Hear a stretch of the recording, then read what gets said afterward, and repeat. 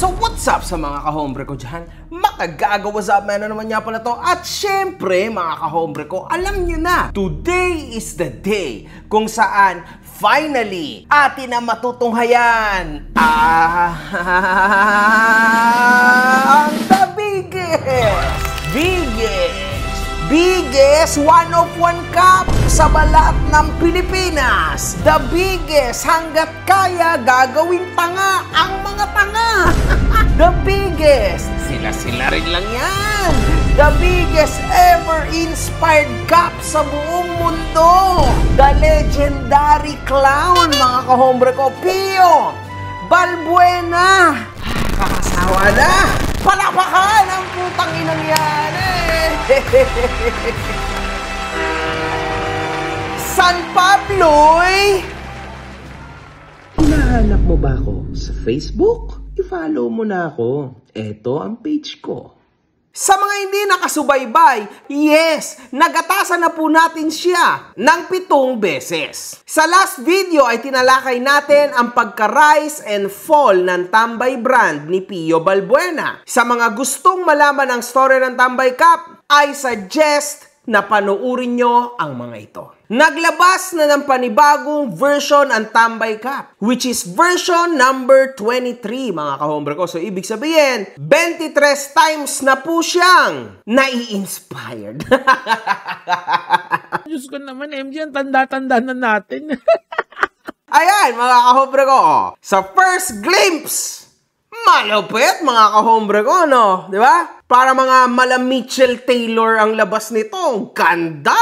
Putang ina mo. Pero parang may katulad to. Parang lang, no? Parang sa back of my mind, may nakikita ako na what? Parang ito yung mga Mitchell and Ness. Alam nyo na yung malulupit na baseball hat, no? Baseball cap, actually. Anyway. Yung mga tulad mong mga mapanghusgang tao, dapat sa inyo, putang ina nyo, mawala na kayo rito. Please lang. Kumakalat ngayon ang balita na muling ginaya na naman, ayun nga, ng mga brand ang disenyo ni Pio.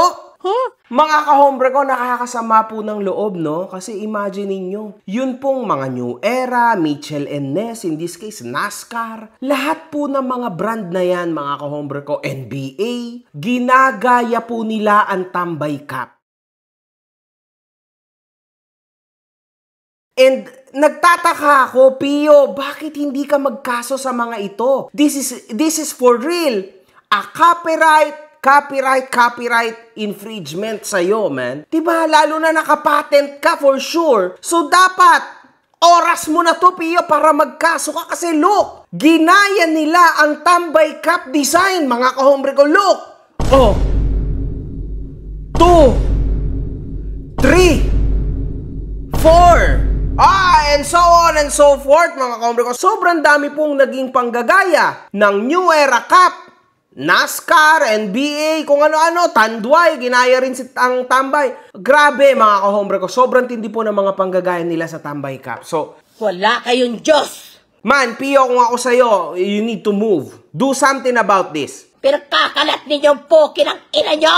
Ayon po sa AI, this image shows a New Era Texas Rangers Baseball Cap, likely a Cooperstown collection. 5950 fitted hat featuring a vintage style logo. So, in short, mga kahombre ko, ang sakit po, ano, na even yung AI, no, pag pina-check mo, mga kahombre ko, ang lumalabas ay yung gumaya na brand kay Pio. So, there's something wrong about this, mga kahombre ko. Sana naman, mga kahombre ko, literal na magkaroon po ng katarungan ang talento at ang visual ni Pio pagdating sa mga designs ng kanyang brand. Alam nyo yon? Because he deserves a big recognition sa buong mundo bilang super duper over na biggest ever designer, mga kahombre ko, sa balat ng mundong ito. Ang kapal ng mukha, ano? At for the first time ever, ito pong tambay na to ni Pio, dahil sobra niyang original, makakapantay na po yan sa mga LV, Gucci. Abangan po natin yan, mga kahombre ko. Kumbaga, kung tawagin sa amin sa Italia, alle passerelle di moda. Ewan ko kung anong tawag doon sa Tagalog, pero yon. Di ba napaka-misleading nung bullshit niya, men? Abangan po natin sila sa passerelle di moda sa Milano, di ba? Sa Venezia, kung saan man aabutin ang Tambay brand. Excited ako dyan, Pio. Let's go! Let's go, Pio! Let's go! Let's go! Anyway, comments. Tapos, pag ginaya yung Tambay, galit na galit. Pero pag silang gumaya, proud na proud. Tangin, sa mundo ng mga halimaw, walang ganyan. Oy, bad mo naman. Tanginan yung lahat kayo, hype kayo! Kawawa mga reseller mo, tamo, hindi pa naubos ang mga stock nila, meron agad lalabas na bago. Bilang Filipino, ako ay nahihiya dito. Sana po makasuhan na to ng plagiarism para di na makanakaw ng designs. Hopefully makita ng ibang organizations na pinaggayahan nila. Sira ulo to mga ito So, yon mga kahombre ko. That's it. Merong isang netizen na nag-message sa page ng New Era Cup ukol sa nangyayaring panggagaya, mga kahombre ko. Oh my goodness. Kinakabahan yan. Kinakabahan yan. Hi, please get some action about this because they used your own design and ideas. In short, copyright. This is from Philippines brand. Thank you so much. Okay, yun ang sabi niya. So, yun mga kahombre ko. Sumagot po ang New Era Cup dito, ha? Panahon na. Hi, I would like to confirm that this matter has already been addressed. Our management team has taken appropriate actions in response to the issue, and we are actively monitoring the situation moving forward. Okay? So, oh my God! Medyo iba to Nagkaroon ng isang podcast ang Cool Pals kung saan ay kasama nila si Pio Balbuena dito. Pero binibigyan mo ng oras yung mga critics mo, sinasagot mo sila o nagpapaliwanag ka pa, ganun. May mga nagsasabi na, actually, umabot ako na stress ka. May pakiramdam tayo bilang tao di ba? So, ako, hanggang ngayon binabasa ko pa rin sila. Kasi, minsan, doon ka magninilay-nilay na baka tama sila Kasi, minsan, pag hindi na tayo tumatanggap ng ganun, akala na lang natin palagi tayong tama. So, minsan, may malaking tulong din yung mga bashers, yung mga haters, na parang sobrang massive din minsan, di ba? Kasi pag nag-massive siyang ganun, magsi-self-reflect ka na, baka may mali na. May moment na ba na parang, wait, tama to Oo. Meron. It's, specifically, syempre, yung parang sa mga designs, na akala ko kasi parang normal yun kasi even big brands are doing that Di ba? Especially yung mga luxury brands, ginagawa na nila yun yung mga halos magkakaparehas na. Yung mga nilalabas nilang bags, yung nilalabas nilang caps, So parang okay yun. Pero nung nagmamassive na sa amin yung gano'n na parang copycat yung design mo, wala akong originality. So parang nagnilay-nilay ako, parang teka lang, baka parang malito So gumawa kami ng mga original designs. Talagang kumuha ako ng mga designers na marunong. Sa totoo lang mga kahombre ko, yung mga nakikita nyo na mga disenyo ng Tambay Cup o ng Tambay brand, mga kahombre ko, original yan. So gumawa kami ng mga original designs. Talagang kumuha ako ng mga designers na marunong. Tangina mo! Para gumawa ng original and doc designs designated just for Tambay brand. So, para sa mga estupidong tao dyan, lalo yung makagago na panay ang pambabash, paninira, paninilip sa Tambay brand, ayan sinampal kayo ni Pio. Putang inang itong makagago na to, hype na to! Meron po siyang pambayad ng graphic designer, ng kahit na anong klaseng designer sa buong mundo. So, wag na wag nyo pong sasabihin na siya ay nanggagaya. Kasi masama yun. Ikaw makagago ka, demonyo ka. Huwag mong pinopos. Mag-sorry ka kay makagago. Sorry lang, makagago. Ayaw pa. Ito. Bakit baka makontent tayo ni Makahod? The biggest! Tumatanggap ka. Netong nakaraan, tumanggap ako. Kasama si Nico David, tumanggap kami. Di ba siya? Damay, no? Shoutout kay Nico David.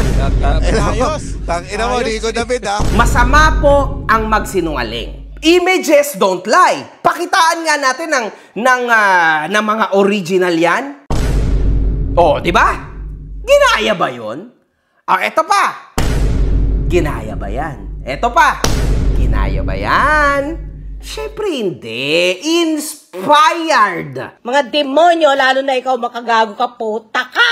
Pero ngayon, mga kahombre ko, original na. tumahimik ka. Huwag kang unggoy. Guys, no. Tigilan nyo si Pio. Anong nangyari? Naganap pa rin sila ng butas talaga. Hindi, ginaya pa rin yan. So, alam mo yun, kahit minsan, gusto nating magmaayos yung intention natin, yung purpose natin, pero parang hahanapin pa rin talaga nila yun. Noong August 12 lang din, ay naglabas ng isang bidding ang Tambay brand sa isang cup nila na ilalaan naman nila bilang isang kawang gawa sa isang paaralan. 1-of-1 Pilipinas Tambay Cup. Simula na ang bidding at magtatapos sa Agosto 31.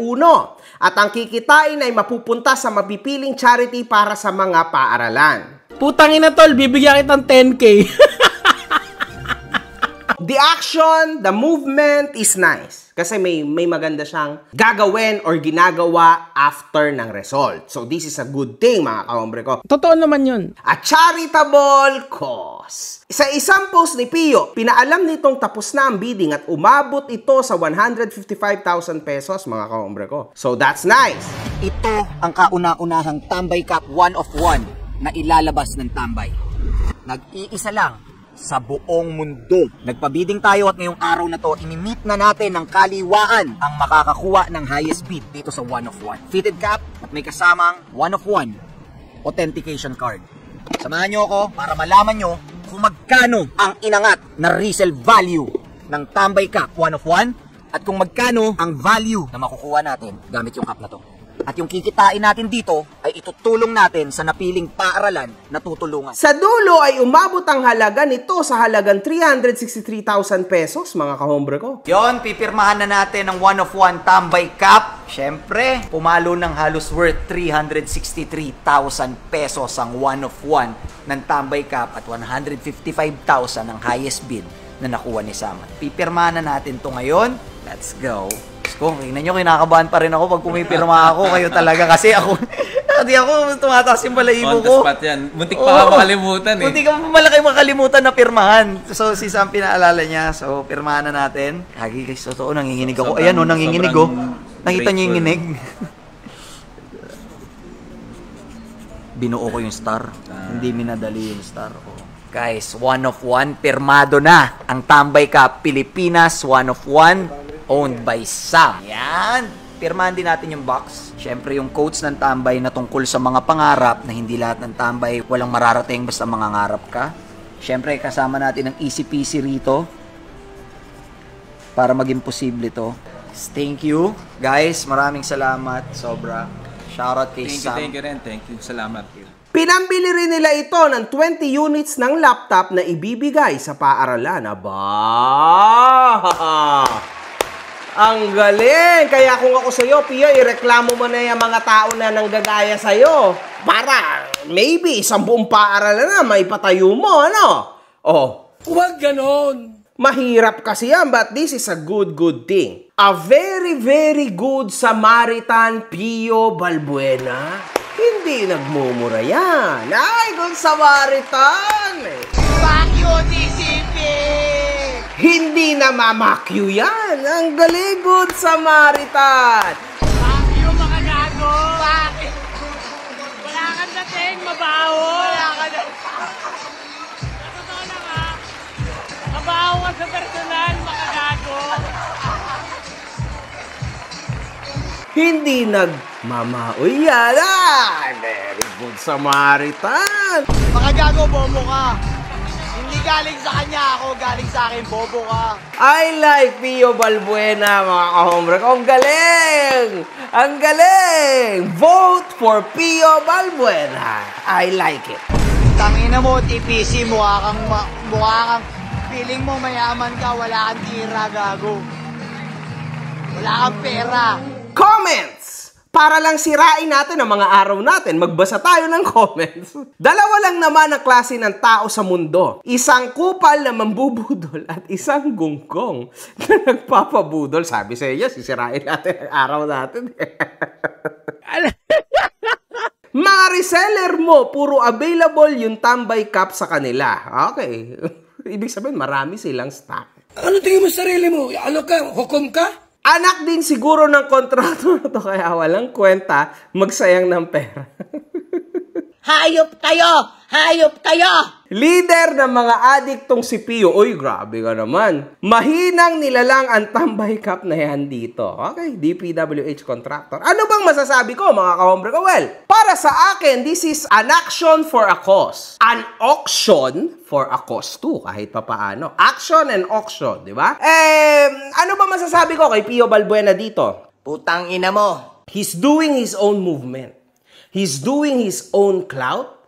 He's making his own content. Pasalamat kay Pio kasi may nako-content ako, di ba? May napapanood ka, may entertainment. Pero sa isang banda, all laughter aside, all comedy aside, he's done a good thing. Kasi nakatulong siya sa maybe 20 na estudyante na walang mga laptop, which it's very needed, lalo na sa mga panahon ngayon, di ba?